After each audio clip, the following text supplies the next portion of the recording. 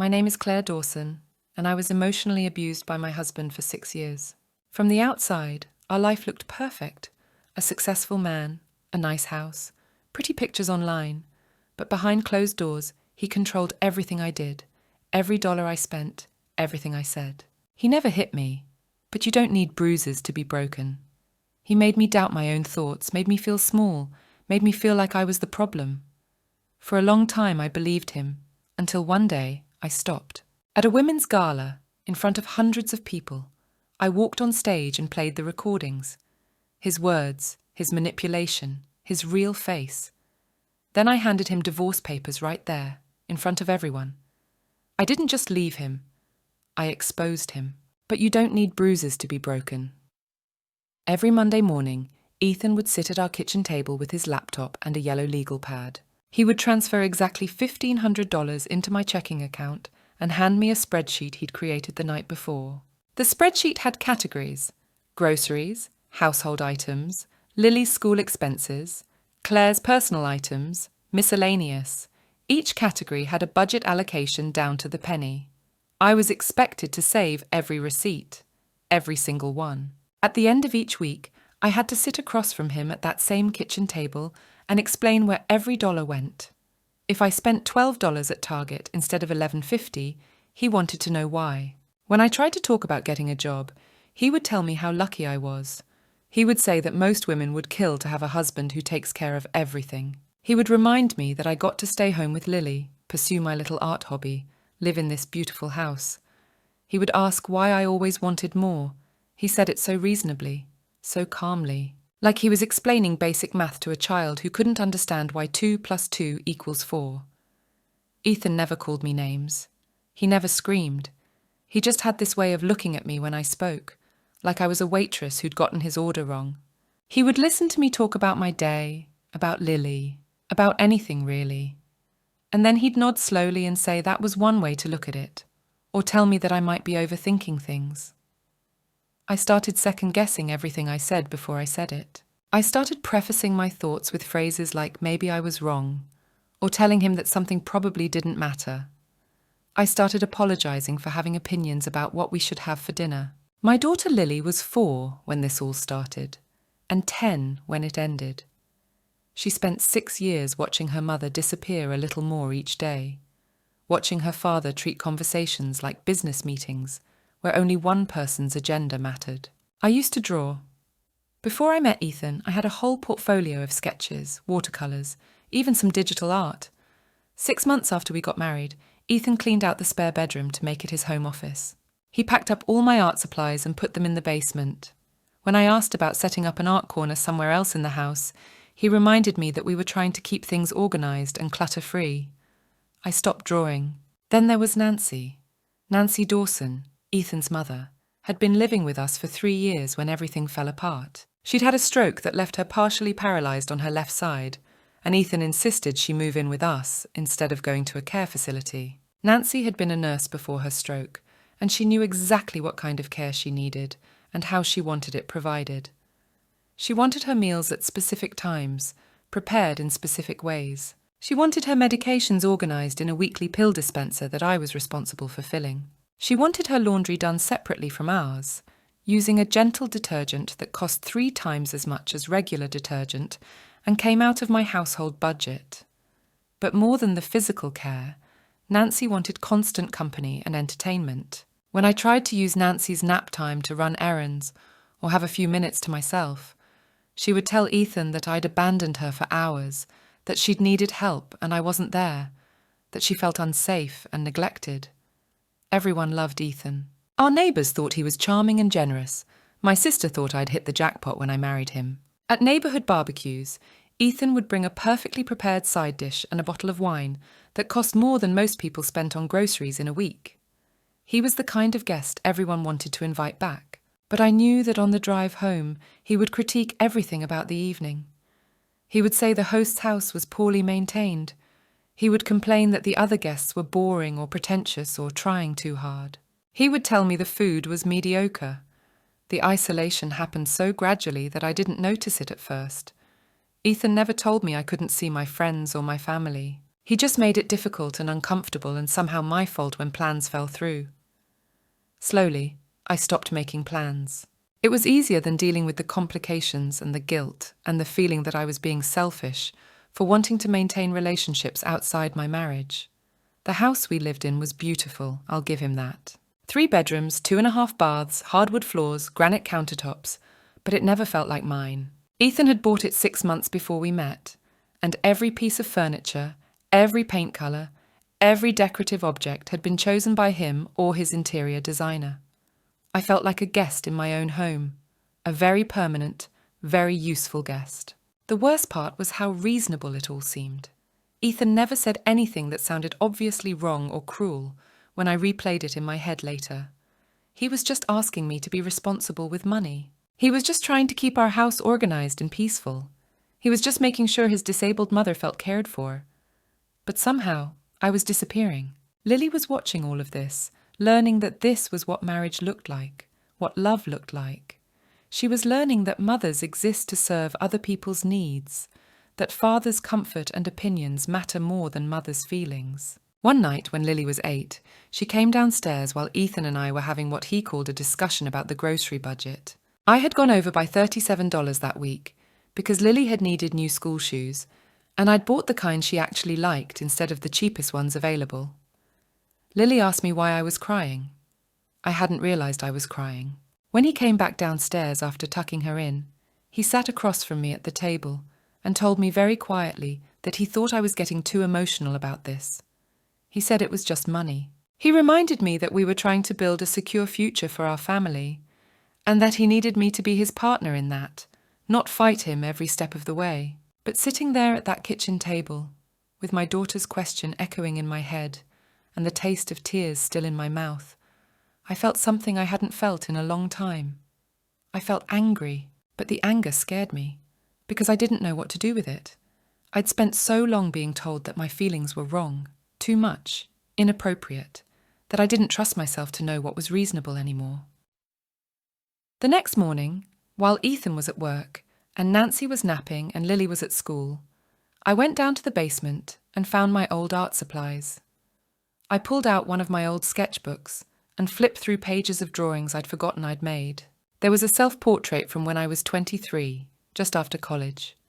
The woman in that drawing had bright eyes and a slight smile, like she was holding on to a secret that made her happy. She looked confident, curious, and alive. I stared at that drawing for a long time, trying to remember what it felt like to be her. But that night, after everyone was asleep, I took it up to my bedroom and hid it in my nightstand drawer. It was a small act of rebellion, but it was mine.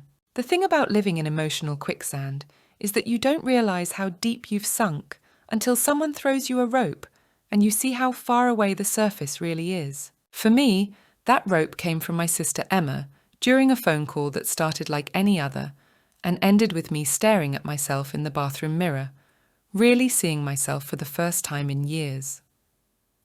Emma called one Tuesday in March. She wanted to visit our mum's grave for her birthday. Nothing dramatic, just flowers and a quiet moment together. I told her I probably couldn't make it. There was Nancy's doctor's appointment, Lily's school project, and Ethan had been working late all week. Shifting anything around would be complicated. There was a pause. Then came the question that stayed with me. Can you hear yourself? She didn't say it harshly, just softly enough to land hard. According to her, I sounded like someone asking permission to grieve, like I believed my own mother's birthday was an inconvenience, like I was always tired. Like I spoke about my husband, the way someone speaks about a manager they're afraid of. I tried to explain. Families require sacrifice, balance, consideration. But even as the words came out, I could feel how rehearsed they were. Familiar lines, someone else's script. After the call, I stood in front of the bathroom mirror. I looked like someone I didn't recognize, hair pulled back in the usual practical way, shapeless clothes that made no statement, and eyes that seemed hollow. Even alone, I looked like I was mid-apology. 3 weeks later came Lily's 11th birthday. I'd planned a small party, simple, joyful. Ethan was supposed to be home by noon. But the updates started early. Delays, missed connections. Maybe later, probably evening. Nothing he could do. When I reminded him he was supposed to help, the tone shifted. It was just a birthday party. Nothing complicated. Nothing dramatic. By the time he got home, hours late, Lily had eaten leftover pizza and put herself to bed. I was still at the kitchen table. He came in, tired but casual, carrying a gift bag from the airport. He asked how it went, as if he'd only missed a dentist appointment. Upstairs, he gave Lily her present. Downstairs, he opened his laptop and brought up the spreadsheet. There was a number he wanted to check. I watched him for a long moment. This man I'd been married to for 6 years. A man who could miss his daughter's birthday and come home expecting a receipt. Something shifted. When I said I couldn't do this, I didn't raise my voice. I didn't cry. I just meant it. The receipts, the rituals, the pretending. There was confusion on his face, maybe even concern, but no understanding. Not really. And for the first time, I didn't rush to make it easier for him. I didn't soften my words or walk anything back. I just let the silence speak for me. I said it meant I didn't remember the last time he'd asked me what I wanted, instead of telling me what we were going to do. It meant I felt like a housekeeper who gets an allowance instead of a wife who gets to participate in decisions about our family's life. Ethan was quiet for a moment, processing what I'd said. When he spoke, his voice was careful and controlled. He told me that he thought I might be feeling overwhelmed because I was taking on too much emotional responsibility for everyone else's feelings. He said he'd missed one party because of work circumstances beyond his control, and I was turning it into some kind of relationship crisis. There it was again. I was being too emotional, too dramatic, taking things too personally. For the first time in years, I didn't apologize. I didn't retreat. I felt clear. Maybe I was emotional, I admitted, but in the wrong direction. I'd spent so long trying not to be too much for him that I'd forgotten how to be enough for myself. He looked at me like I was speaking a language he didn't understand.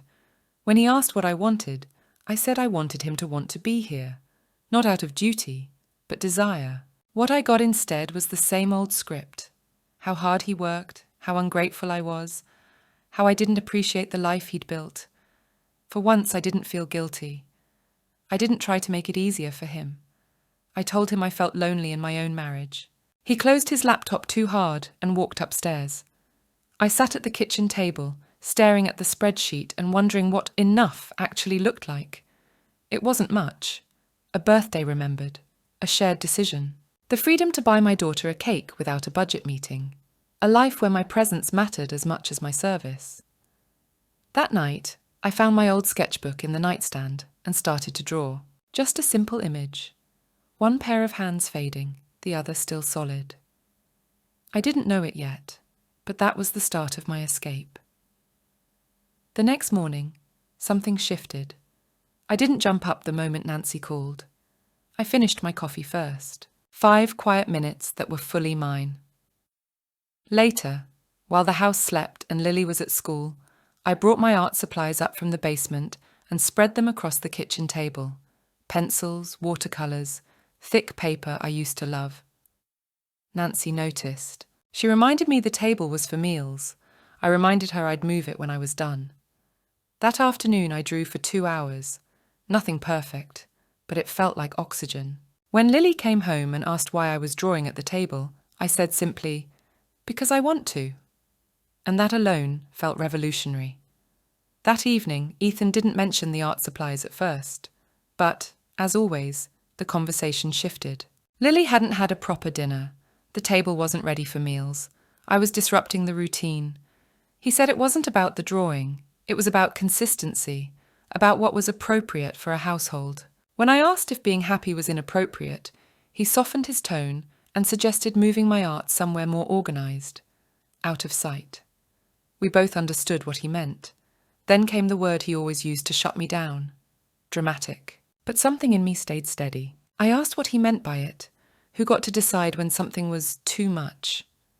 That night in bed, I couldn't stop thinking about the woman I used to be, the one who trusted her instincts and didn't need permission to take up space.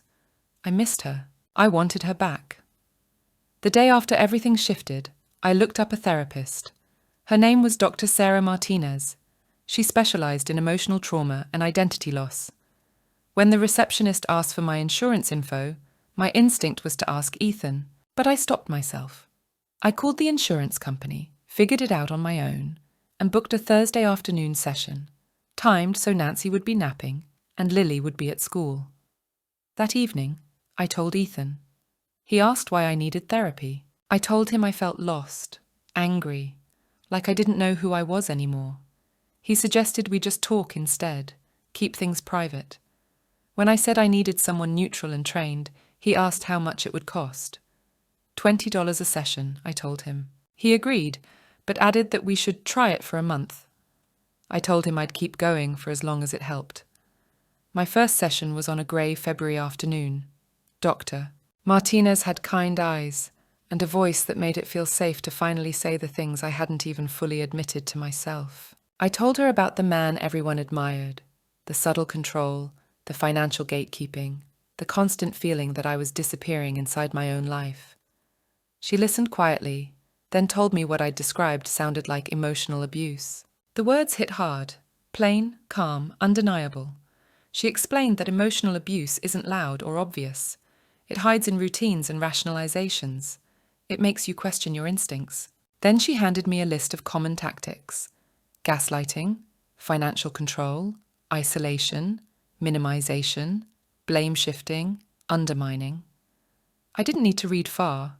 Every line echoed my reality. Every tactic had Ethan's fingerprints on it. She told me intent was secondary. What mattered was the impact. Whether or not he meant to hurt me, the damage was there, and it wasn't my fault. When I walked out of her office, I didn't feel better, but I did feel clear, like someone had finally handed me a map to the place I'd been lost in for years. That night, Ethan asked how the session went. I told him it was helpful. When I said the therapist told me my feelings were valid, he quickly agreed. He'd never said they weren't. But somehow, I always ended up feeling wrong for having them. And when I pointed that out, he dismissed it again, saying it wasn't his fault if I chose to take things the wrong way. And just like that, the list came rushing back. That was the moment I recognized it for what it was: blame shifting. One of the patterns Dr. Martinez had warned me about it, so I started tracking it. I bought a small notebook and kept it in my purse. Quietly, privately, I began writing things down. Every time he picked apart how I spent money. Every time he called me too emotional, too sensitive, too dramatic. Every time he twisted my words or made me feel like I was the problem. But writing it down wasn't enough. Soon, I started recording our conversations. Not for revenge, not even for proof, but for clarity. I needed to hear it back, to know I wasn't imagining things, that the tone, the condescension, the subtle erasure of my reality was real.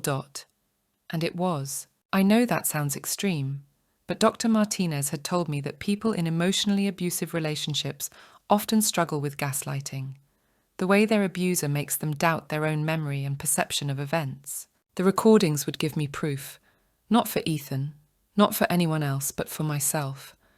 Evidence that my memory was accurate, that my feelings were based on real things that had really happened. The first recording I made was during a fight about Lily's summer camp. I'd found a 2-week art camp I thought Lily would love, professional instructors, a real program, not just crafts. It cost $800. Ethan questioned the price immediately, breaking it down per week, suggesting a private tutor would be cheaper. He wondered if Lily had even shown a real interest in art, implying that drawing at the kitchen table with me didn't count. That's when I quietly reached into my purse and pressed record. It wasn't a new conversation, just another version of one I'd heard 100 times. But when I played it back later, I could hear it differently. The way he spoke about things that mattered to me, like they were sweet but silly. The way he treated financial decisions like they belonged solely to him, as if I didn't understand money, value, or priorities. What felt like subtle dismissals in the moment rang loud and clear in the recording. It wasn't a discussion, it was a performance, his, not mine. Most importantly, I could hear the way my own voice changed during the conversation. How I started out confident and enthusiastic, and gradually became apologetic and defensive. Over the next few weeks, I made more recordings. I recorded the conversation where he told me that my therapy was becoming an expensive habit that wasn't showing measurable results. I recorded the conversation where he explained that my art supplies were cluttering up the house and that I needed to find a more organized way to pursue my hobbies.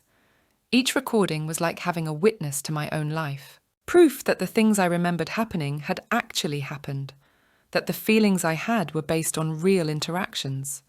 But the most important recording was one I made by accident. I had been talking to Emma on the phone when Ethan came home from work early. I'd forgotten that my phone was still recording from an earlier conversation, and it picked up what happened next. Emma had been telling me about a promotion she'd gotten at work, and I was genuinely excited for her. I told her that was amazing and that I was so proud of her.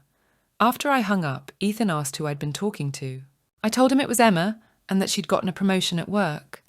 He said that was nice, but his tone suggested it wasn't particularly interesting news. I told him she was going to be managing a team of 12 people and had gotten a 30% raise.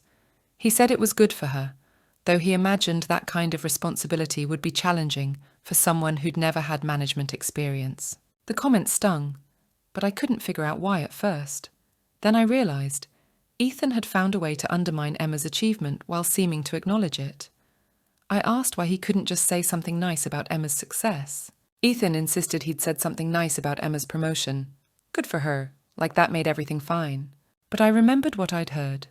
The doubt in his tone, the way he questioned her qualifications, the suggestion that her company was desperate.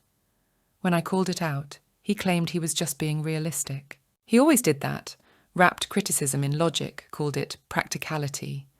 He said I was reading negativity into neutral comments, but they were never neutral. They were meant to make people second-guess themselves. Later, when I played back the recording, I heard what I hadn't been able to fully name in the moment. The way he made my sister's success sound like a mistake. The subtle way he flattened anything good. I started noticing more. I wrote things down. Every time he questioned how I spent money. Every time he called me emotional, dramatic, overreacting, and I kept recording. It became clear quickly, this wasn't just about finances. Ethan controlled everything. What we watched, how we spent weekends, who we saw, where we went. It wasn't stress. It wasn't a rough patch. This was who he was. A man who needed everything to orbit around him. For years, I thought I'd changed because of age or motherhood. That maybe this loss of confidence was just what happened. But it wasn't. I had been slowly trained to doubt myself by someone who benefited from that doubt. In therapy, Dr. Martinez and I started talking about options. Couples counselling was one, though she warned that with emotional abusers, it often makes things worse. I could confront him, or I could start planning to leave. The word divorce had been lurking at the edge of my mind for weeks. I hadn't dared say it, but now I said it out loud, and Dr. Martinez didn't flinch. She told me emotional abuse was just as real, just as valid, just as damaging as anything physical, that I didn't need bruises to justify leaving. So I made an appointment with a divorce lawyer. Her name was Patricia Chen. Her office was in a sleek glass tower downtown. She was calm and professional, and she didn't waste words. She asked about our finances, assets, custody plans for Lily. I realized with a strange kind of shame that I couldn't answer. I didn't know how much Ethan made. I didn't know what the house was worth. I didn't even know if we had debt. Patricia told me I needed to make that my priority.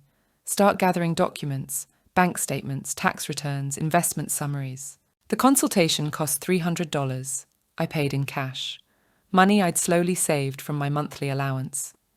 That night, while Ethan stayed late in his office, I started searching. Quiet, careful, like a thief in my own home. Filing cabinets, drawers, folders, and there it was, the truth. He made nearly $200,000 a year. We had savings accounts I'd never heard of, investment portfolios, property records showing our home was worth almost $700,000. We were wealthy, not just stable, wealthy. And he'd been giving me $1,500 a month, treating it like a gift, making me track every cent like we were barely scraping by. It wasn't about budgeting. It wasn't about being responsible. It was about control. I sat there on the floor of his office. surrounded by papers that spelled out exactly how much he'd kept from me. Not just financially, but emotionally, psychologically. And for the first time in years, I didn't feel small. I didn't feel confused. I felt angry. Not the guilt-ridden frustration that I'd been carrying around, but clean, righteous anger. I took pictures of everything with my phone. Tax returns, bank statements, investment accounts, property records. Evidence of the wealth that had been hidden from me while I was being made to justify spending $12 on coffee. The next morning, I called Dr. Martinez and asked if she had room for an emergency session. When I told her what I'd found, Ethan's hidden income, the secret accounts, she didn't even look surprised. She explained that financial abuse often hides behind the illusion of scarcity, controlling through withholding, keeping someone small by pretending there's not enough. I asked how I should confront him. She told me I shouldn't. Not yet. Instead, I should keep gathering information quietly, build support, and make a safety plan. And that's what we did for the rest of the session. For the first time in years, I felt like I was steering my own life. That afternoon, I called Emma. I hadn't spoken to her in months. I told her I needed to say something without advice or solutions, just listening. Then I said it out loud. I thought I was in an emotionally abusive marriage, and I was planning to leave. She went silent for a long time. Then she said, "Thank God." She told me she'd seen it for years, that the person I used to be, the one with opinions and fire, had vanished. Every time she tried to say something, I'd defend him. I told her I thought I was protecting my marriage. She told me I was protecting his image. That conversation marked the start of something. I began quietly reconnecting with people I'd lost along the way, apologizing for disappearing, explaining I'd been going through something I hadn't known how to name. I also began preparing. Really preparing. I opened my own bank account at a separate bank and started moving over small amounts of money from my allowance. I researched modest apartments near Lily's school. I made copies of everything important, IDs, insurance, tax records, and locked them away in a safety deposit box under my own name, and I kept recording. By March, I had hours of his voice saved, proof of the patterns, the control, the casual erosion of my reality. And though I still felt scared, I didn't feel helpless anymore. Ethan criticized my therapy as a waste of money while spending hundreds of dollars on business dinners. Ethan explained that my art supplies were cluttering up the house while his golf clubs took up half the garage. Ethan makes unilateral decisions about our summer vacation plans, our weekend activities, our social calendar. But the most damning recording was one I made in early April, during a conversation about my therapy. He asked over dinner how much longer this therapy thing was going to go on. I told him as long as it was helpful. He said it had been 2 months, and I didn't seem any happier. He observed that if anything, I seemed more dissatisfied with everything. I told him maybe the therapy was working exactly as it was supposed to. He asked what I meant. I said maybe I was supposed to be dissatisfied with being treated like a child instead of a partner. He told me he didn't treat me like a child. I told Ethan that he controlled the money, made decisions without me, and dismissed my feelings as dramatic whenever they didn't serve him. He replied that my therapist was putting ideas in my head, twisting normal marital dynamics into something toxic, making me think I was a victim. I told him maybe I wasn't a partner at all. Maybe I was just an employee, paid an allowance and occasional flowers. He didn't argue the metaphor. He just told me again that I was being dramatic. Then came the familiar choice, delivered in his calm, reasonable voice. Either commit to this family or prioritize my individual desires. But I heard the ultimatum behind the words, submit or leave. And that night, sitting at our kitchen table, I silently made my decision. By May, I'd been planning for months. I had savings, documents, support. I had hours of recordings that mapped the architecture of emotional control. Then Ethan came home with news. His company was hosting a charity gala for the Portland Women's Foundation. He'd been asked to give a speech on supporting women in the workplace. The irony was blinding. He said we'd attend together. Black tie, head table, 500 people, donors, public figures. I smiled and agreed, but inside everything clicked into place. That room would be filled with women who would understand exactly what they were hearing, especially when the voice belonged to a man preaching empowerment while practicing control behind closed doors. I began planning carefully. The gala was 6 weeks away. I'd need divorce papers ready, a place for Lily and me to stay, and I'd have to choose the recordings. There were so many. The one where he told me wanting a say in my life meant I was selfish. The one where he tore down Emma's promotion under the guise of realism. The one where he lectured me about money I had no access to. But the most powerful was recent, when he called therapy feminist propaganda and said my growing awareness of misery was proof the therapy was ruining me. He insisted that life had been perfect before I started questioning it. He said he was simply the one better equipped to handle the big decisions, finances, planning, everything that mattered. I was already included, he claimed, because I managed the errands, the caregiving, the quiet, invisible work. According to him, that was partnership. But I no longer believed him, and I was ready to let the rest of the world hear what I'd been living through. I had told him those were service roles. I'd said I was talking about decision-making roles. He'd said someone had to be the final decision-maker, or nothing ever got decided. He'd told me he'd taken on that responsibility because he was good at it, and because it worked for our family. I had said it worked for him. He'd insisted it worked for all of us. He'd said I just couldn't see it because I'd been programmed to think that equality meant identical roles instead of complementary ones. The recording was devastating because it revealed exactly how Ethan saw our marriage. I wasn't his partner, I was his support staff. My role was to implement his decisions and manage the details of the life he designed, not to participate as an equal in creating our family's direction. I made digital copies of all the recordings and put them on a flash drive. Then I practiced what I would say when I played them. 3 weeks before the gala, I filed for divorce. Patricia Chen had prepared all the paperwork, and I signed it in her office on a Tuesday morning while Ethan was at work and Lily was at school. The papers would be served to Ethan at the gala, in front of 500 people who thought he was an exemplary husband and supporter of women. It felt like justice. The night before the gala, I couldn't sleep. I lay in bed next to Ethan, listening to him breathe, thinking about how our marriage would be over in 24 hours. I felt scared, but not about leaving him. I was scared about the practical challenges of single motherhood, about how Lily would handle the divorce, about starting over at 38 with no career and limited work experience. But I wasn't scared about losing Ethan, and that told me everything I needed to know about what our marriage had become. In the morning, Ethan was excited and nervous about his speech. He practiced it over breakfast, asking me for feedback on his pacing and gestures. The speech was well written and persuasive. It talked about the importance of supporting women's economic independence, removing barriers to advancement, and creating workplaces where women's voices were heard and valued. I told him he was going to be great, and I meant it. Ethan was a good public speaker, and he genuinely believed in the words he was saying, even if he didn't see how his own behaviour contradicted them. That afternoon, I dropped Lily off at Emma's house. I'd told her that Mummy and Daddy were going to a fancy work party, and that she'd get to have a sleepover with Aunt Emma.